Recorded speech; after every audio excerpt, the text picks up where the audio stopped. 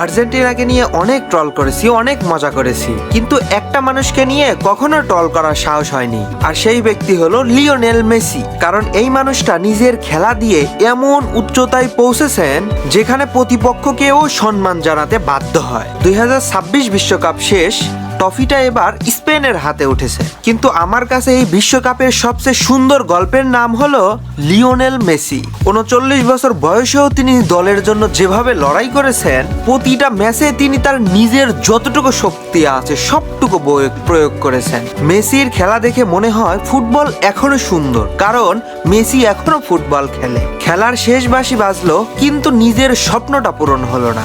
মাঠের এক কোণে বসে থাকার মানুষটির সেই চোখে জল ছিল।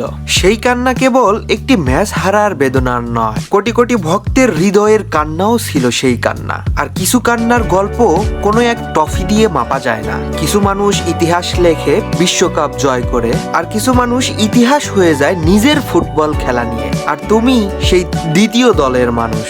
ধন্যবাদ লিওনেল মেসি, আমাদের একটি যুগ উপহার দেওয়ার জন্য। তোমার খেলা দেখে বড় হওয়া মানুষগুলো তোমাকে কোনোদিন ভুলবে না। ট্রফি কার হাতে উঠেছে এটা তো ইতিহাস লিখেই রাখবে, আর কোটি মানুষের হৃদয়ে যে নামটি থেকে যাবে সে নামটি হলো লিওনেল আন্দ্রেস মেসি।